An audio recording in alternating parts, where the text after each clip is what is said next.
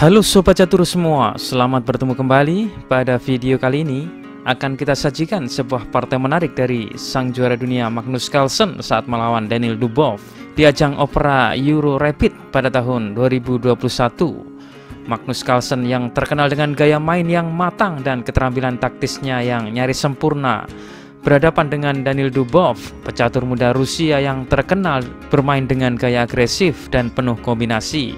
Michael Tal zaman sekarang kalau boleh dibilang. Dengan mengarah ke pembukaan Italia, kedua pemain menyajikan permainan yang menarik dan enak ditonton. Oke, mari kita lihat partainya.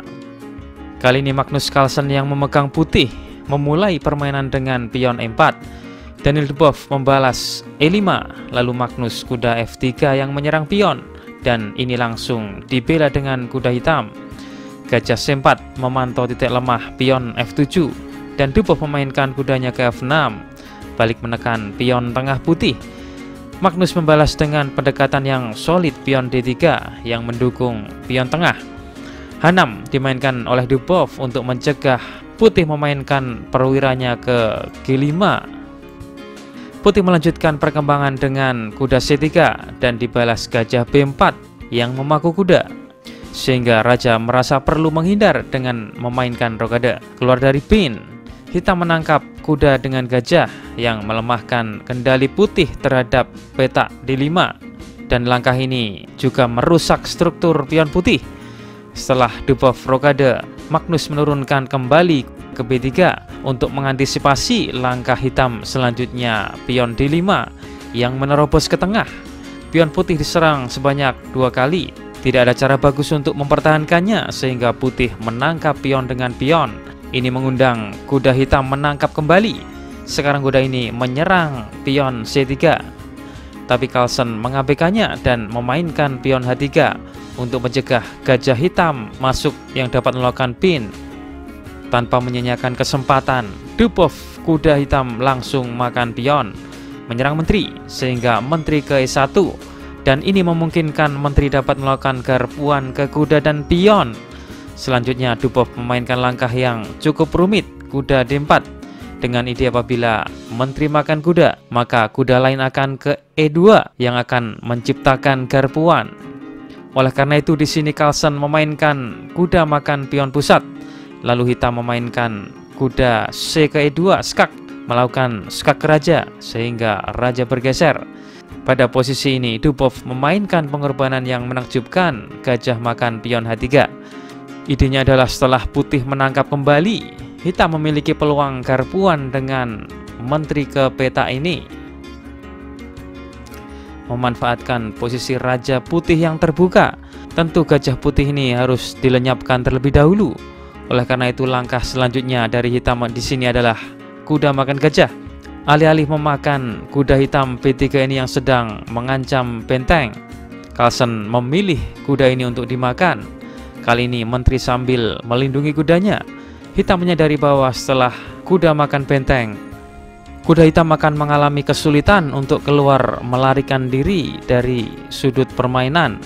Karena itulah hitam terlebih dahulu menteri sekak ke D5, dan setelah raja bergeser, baru kuda makan benteng di pojok.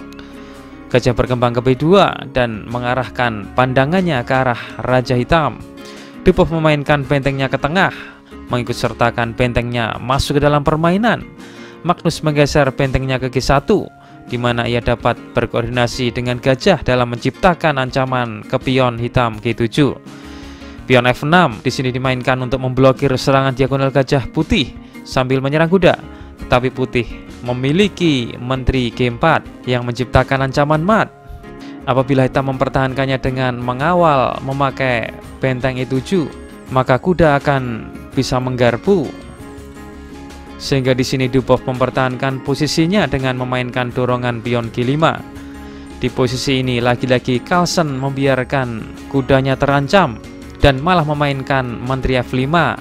Dan ini adalah posisi kritis bagi hitam.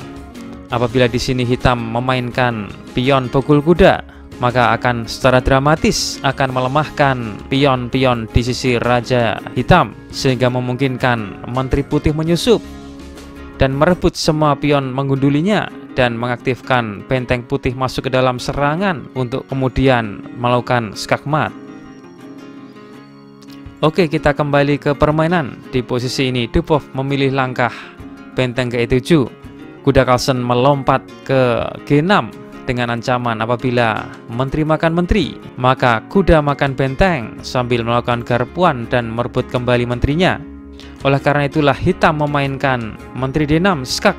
Benteng datang memblokir, lalu kuda hitam melarikan diri sambil makan pion C2. Lalu kuda putih memilih makan benteng di F8 karena ini akan mengurangi pengawalan pion di F6. Dan apabila raja merebut kembali, maka gajah akan makan pion yang mengancam benteng. Setelah benteng menghindar ke F7 akan menghasilkan skakmat. Oke, kita kembali. Oleh karena itulah di sini hitam memainkan kuda D4, membawa kuda ke tengah sambil menyerang menteri. Magnus menangkap dengan gajah dan Dubov menangkapnya kembali dengan menteri. Lalu kuda ke E6 yang menyerang menteri, sehingga menteri pergi ke E5 yang menawarkan pertukaran menteri.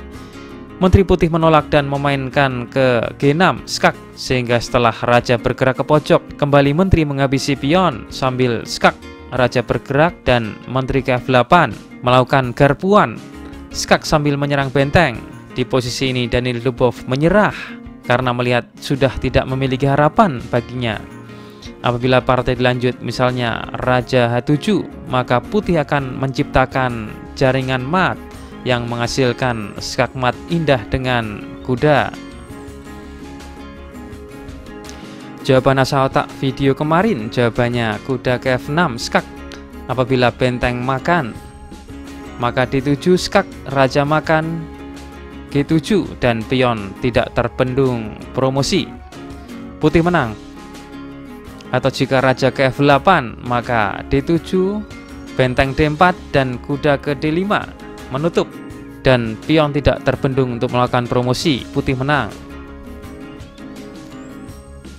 Oke, kita ke sesi asah otak. Temukan langkah terbaik putih untuk memenangkan permainan. Jawabannya akan kita tampilkan di video selanjutnya. Selamat menganalisa.